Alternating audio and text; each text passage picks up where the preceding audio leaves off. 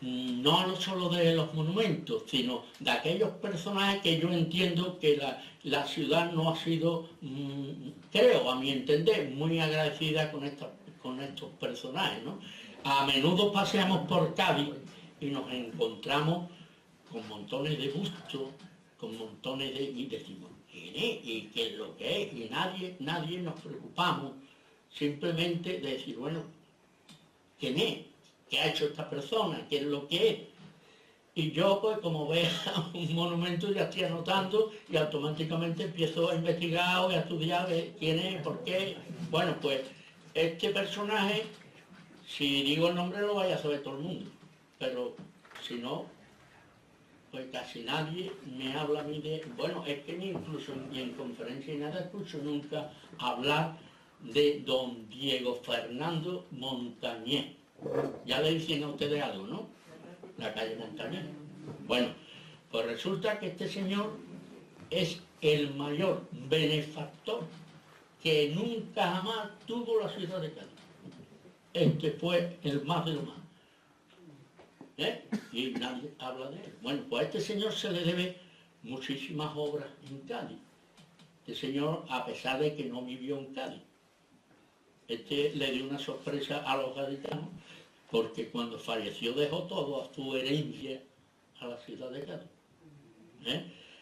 Hizo la obra del muelle del Martillo, que es como se llamaba en aquella época el que hoy conocemos como del rey, exactamente, de Alfonso XIII, el muelle comercial. Bueno, pues antiguamente en esa época pues se llamaba el muelle del Martillo. Eso lo construye este señor con su dinero para que los barcos que en aquella época fondeaban en la bahía pudiesen atracar al muelle. Pero no conforme, también pagó todos los almacenes que se fueron construyendo para el depósito de todas las mercancías. Inició las cajas de ahorro, Monte de Piedad. Hizo también para los náufragos, para atender a los náufragos. Hizo también el muelle de Puntales, el muelle de hierro, como se llamó. Hoy, después aquello quedó como una fundición. Nunca en realidad pues, se utilizó como muelle, pero también lo construyó. Y una cosa muy importante, porque si repasamos un poquito la historia de Cádiz, aquí siempre tuvimos un problemón enorme con las aguas. Entonces sabemos que Lucio Cornelio Balbo, que trajo a 77 kilómetros el temporal el agua, después lo intentó también el Güell, en fin. Este señor pues trajo las condiciones de agua del puerto de Santa María, comprando con su dinero los manantiales para que los habitantes tuviésemos agua potable. La curiosidad de este hombre es que cuando fallece en Madrid en 1874, pues en su testamento deja todo su patrimonio a la ciudad de Cádiz. La ciudad de Cádiz. Los gaditanos pues se sorprendieron porque además era un personaje que no vivía en Cádiz, que llevaba un montón de años fuera, y se sorprendió por ese acto. ¿Y por qué hace este hombre? Este hombre dice que lo hace porque él estaba agradecido y orgulloso de haber nacido en la ciudad de Cádiz. Y además, añadiendo de que su padre Sebastián y su madre María también eran gaditanas. Y esa fue la causa por la cual deja en herencia todo su patrimonio. Eso es lo que quería hablar de este señor.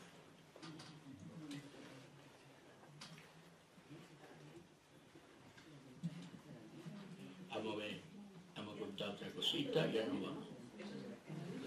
Bueno, mira, esto quiero contar también un poquito. Sí. Perdón, ¿el busto dónde está? ¿En la nevera? ¿El qué?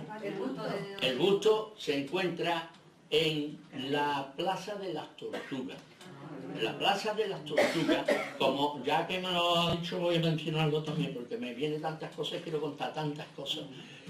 La Plaza de las Tortugas es una pena, según mi criterio siempre, que yo respeto la opinión de todo el mundo, pero para mí es una pena que las autoridades no se percaten de esas cosas.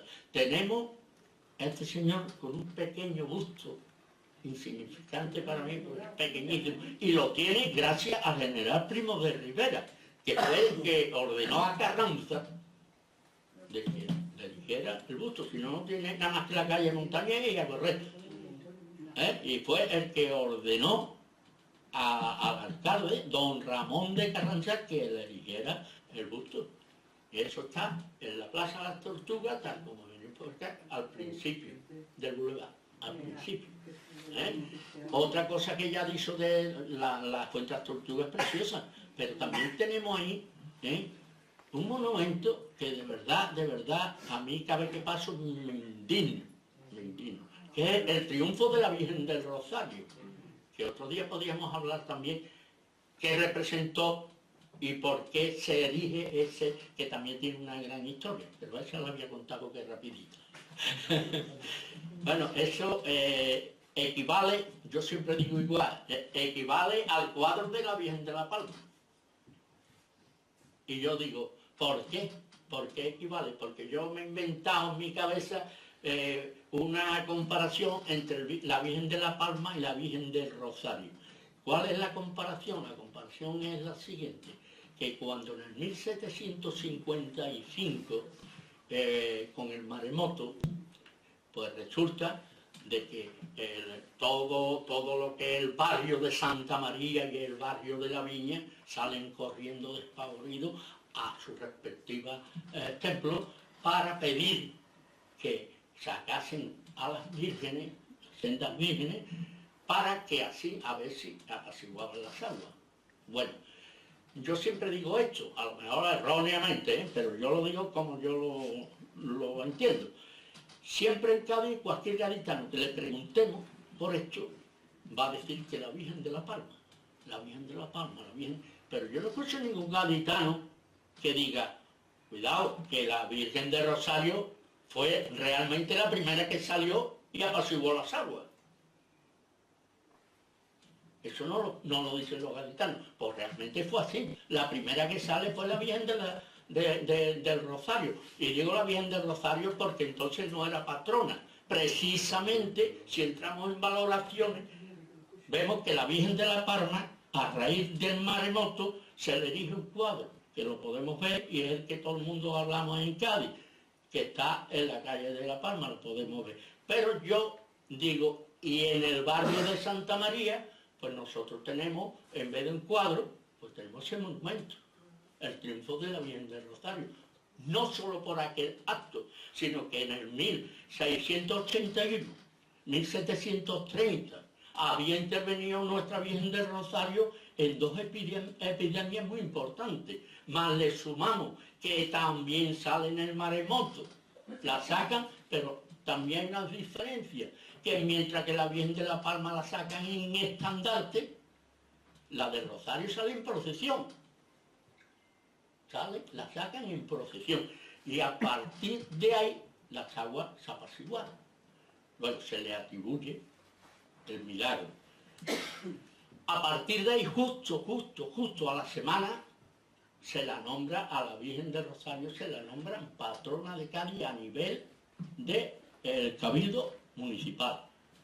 No era eclesiásticamente. Eso fue ya posterior, en 1867, cuando el Papa Pío IX le otorga lo que es el patronado.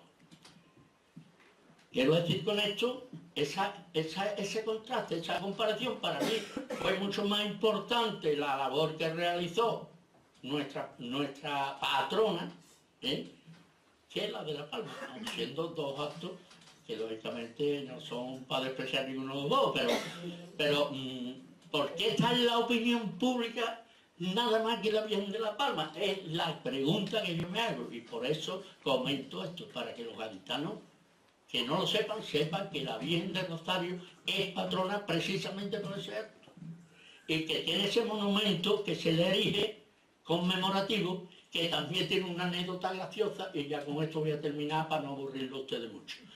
Resulta de que cuando se manda a erigir este monumento, pues había una gran escasez de escultores, no había.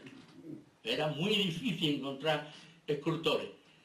Pero bueno, se tarda 5 años, se tarda 5 años en encontrar un escultor que iniciara lo que es el monumento. Bueno, pues esto fue en el 1761. Se empieza a construir el monumento y cuando se está construyendo, esta es la anécdota que es curiosa, pues vienen y detienen al escultor que está trabajando en el monumento. Lo detienen. Yo no he oído nunca y me gustaría, si alguien sabe alguna cosa parecida, que me la comente. Yo nunca he escuchado que un escultor, cuando está haciendo una talla, una obra, lo detienen y lo llevan a la cárcel. Claro, de aquella época la cárcel no estaba en lo que es el Chaguán de Dios, que es adosadita al ayuntamiento. Bueno, pues resulta de que, como he dicho, que era muy difícil encontrar el escultor, que tal y cual, pues había que tomar una determinación, una solución. ¿Cuál le vamos a dar? Pues mira, vamos a trasladar el reo al castillo de Santa Catalina. Y de ahí que un centinela lo saque diariamente, los corte y lo lleve a Valcarce, que allí continúe con la obra. Y efectivamente, lo lleva, este hombre lo cogían por la mañana con un centinela, lo llevaban, continuaba trabajando, se lo llevaba, y así sucesivamente, hasta que un día, pues le dan la libertad. Por lo visto, lo que hizo no sería muy relevante cuando la condena no fue muy larga. Le dan la libertad, pero este hombre, ¿qué hace? Que desaparece. Pensando de que iba a continuar con la obra una vez en libertad. Pues nada, este hombre coge, se quita del medio literalmente. Y no había manera de encontrarlo. Se intentó buscar por todos sitios, no había manera. Así que no nos queda una más que una. Seguir buscando otro escultor. Entonces se empieza a buscar escultor y se encuentra a otro escultor. Bueno, que continuase con la obra. Cuando este hombre está trabajando sobre la talla, resulta que hace lo mismo. Que desaparece. Desaparece.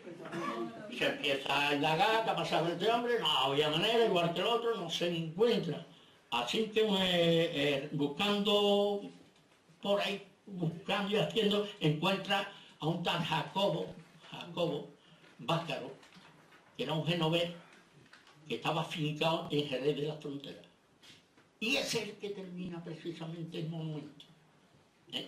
Yo creo que esto es una historia que también la deben de saber los gaditanos, porque a mí me saltó que bonita la historia y la anécdota de que así que con esto yo creo, yo puedo estar aquí hablando 10 meses, pero queréis, bueno, yo no te huya, yo que no quiero cansar a ustedes, bueno, la anécdota del faro, este es el faro romano, este faro pues apareció, ustedes saben que en el 1996 pues desapareció el Teatro Andalucía, apareció la fábrica de Salazón y tal. Bueno, pues ahí apareció unos grafitis, era del faro romano.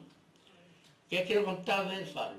Era un monumento impresionante, que no era cualquier cosa, era un monumento además bastante importante y bastante grande, tanto así que lo que es la base medía 30 metros y la altitud tenía nada más ni nada menos que 90 metros. Para que nos hagamos una idea, casi, entre comillas, casi el pirulín. Pirulín mide 114 metros. Mide el pirulín. Si lo queremos con la antena, 131. La antena mide 17. Bueno, pero lo que me refiero a esto.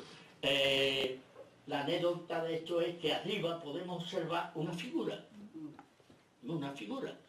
Esa figura cuenta la historia que él tenía como una gabardina, un abrigo, y era de oro.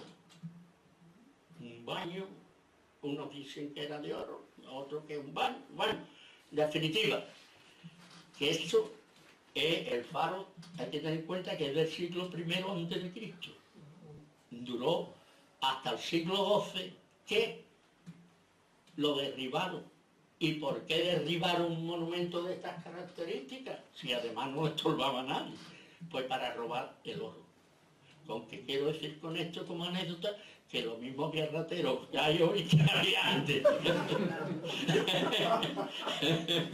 ¿Comprende? Bueno, pues con esto yo agradecerles de verdad sinceramente vuestra atención. Espero que les haya gustado a ustedes y disculparme los fallitos que haya yo cometido.